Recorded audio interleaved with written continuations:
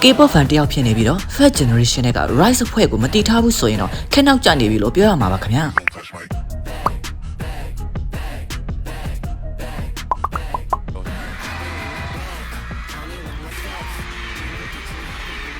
Rise ဖွဲ့ဟာ First Generation ရဲ့ K-pop မျိုးဆက်သက် idol တွေအတွက် quality standard တစ်ခုကိုအပြည့်အဝသတ်မှတ်လိုက်တဲ့အဖွဲ့ဖြစ်ပြီးတော့တင်ဟာ K-pop fan တယောက်ဖြစ်ပြီးတော့ First Generation က Rise ကိုမတီးထားဘူးဆိုရင်တော့တကယ်ကိုခက်နောက်ကျနေပြီလို့ဆိုရမှာပါခင်ဗျာ Rise ဆိုတာ SM Entertainment ကနေ2023ခုနှစ်မှာပွဲဦးထွက်ခဲ့တဲ့နာမည်ကြီး K-pop အမျိုးသားအဖွဲ့တက်လေးပါ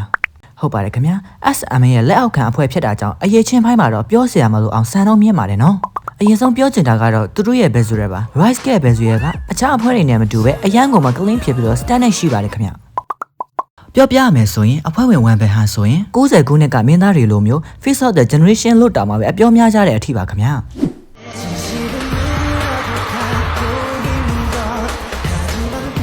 ဝန်ပဲဟာဆိုရင်ပွဲဦးထွက်လာကြတဲ့က anti-wine ပဲဆိုရဲဆိုပြီးတော့ K-pop လောကကိုလောက်ခတ်သွားစေခဲ့တဲ့တူတဲ့သော idol boy မှာ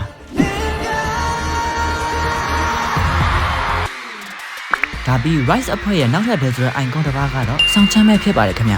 သူကတော့လူတိုင်းချစ်ရမယ့်မင်းသားလေးလိုပုံစံမျိုးပါနော်အရက်ကလည်း185 cm ဝန်းကျင်6ပေကျော်ကျော်ရှိပြီးတော့ skin ကလည်းကောင်းတယ်ဒါပြီးပခုံးကြဲကြဲမျက်လုံးဝိုင်းလေးတွေနဲ့ဆိုတော့အရန်ကမှတန့်ပြတ်တဲ့ visual ရှိတဲ့သူတစ်ယောက်ပါဆောင်းချမ်းရဲ့ classic princess ရုပ်ရည်နဲ့ဝန်ပင်ရဲ့ mysterious ဆန်နဲ့အလှကိုပေါင်းလိုက်ရင် Rise အဖွဲ့ကိုမြင်ရသူတိုင်းအတွက်လုံးဝကို visual attract ဖြစ်စေမှာတော့အမှန်ပါပဲခင်ဗျာ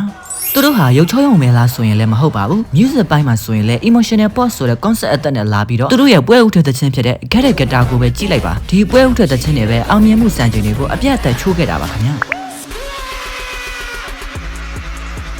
သူတို့ရဲ့တခြင်းတွေပဲဖြစ်တဲ့ Love 119 Bomb Best တို့ဟာဆိုရင်လည်းပဲနားထောင်ရတာလူကိုတကယ်ကိုကလင်းဝိုင်းဖြစ်စေတာပါခင်ဗျအဖွဲ့ထဲမှာမိတ်ဗိုကယ်ဖြစ်တဲ့ဆိုကြီးနဲ့ဝန်မန်တို့ရဲ့ဗိုကယ်တွေဟာဆိုရင် SM ရဲ့ထုံးစံအတိုင်းတကယ်ကိုတေးလန်းအပြည့်ရှိတဲ့သူတွေဆိုတာအမြင်သာကြီးပါနော်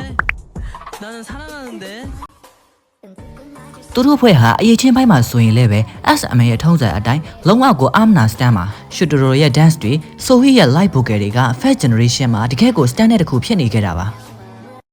ဒါပြီး Rise ကမဘာတယောက်ပဲဖြစ်တဲ့ Giant Baby လို့တောင်မှပြောလို့ရတဲ့ Anton ကတော့တကယ်ကို bad point တိုက်ကြီးမို့လို့ fan ကလေးတွေကြားမှာအရန်ကိုမှရေပန်းစားပါတယ်ခင်ဗျ Anton ဟာအဖွဲ့ထဲမှာအရက်ရှည်ဆုံးထဲမှာပါတယ်လို့ပခုံးကြဲကြဲနဲ့ကိုလုံးကိုပေါက်ကလည်းတကယ်ကို bad point တိုက်ပါဒါပေမဲ့မျက်နှာလေးကတော့အရန်ကိုမှနှုတ်ဖက်နေတဲ့ baby face ပုံစံမျိုးလေးမို့လို့ ground up baby ဆိုတဲ့ vibe ကိုသူကတော့ပေးပါတယ်ခင်ဗျာ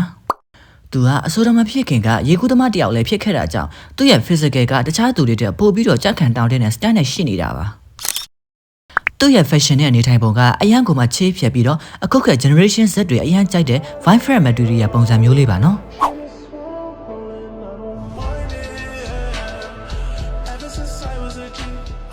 SM Entertainment ရဲ့ training system ကအရန်မှာကြောတာကြောင့်မို့လို့သူတို့အဖွဲ့မှာဆိုရင် visual အားနေတဲ့သူဒါမှမဟုတ် live မဆိုနိုင်တဲ့သူဆိုတာမျိုးကတော့လုံးဝကိုမရှိပါဘူးခင်ဗျာသူတို့ရဲ့ fashion နဲ့ photo shoot တွေကအစားအခုက trend ဖြစ်နေတဲ့ Y2K နဲ့ clean fat ပုံစံမျိုးတွေဖြစ်လို့လူငယ်တွေကြားမှာဆိုရင်အရန်ကိုမှ influential ဖြစ်ပါတယ်ခင်ဗျ Rise not just a group they are a movement and the first generationတကယ်လို့တယောက်ယောက်က First Generation မှာဘယ်အဖွဲ့ကိုအပေးတင်တယ်လို့မေးလာရင်တော့ကျွန်တော်ကတော့ Rise ဖွဲ့ကိုပဲညွှန်ရမှာပါခင်ဗျာ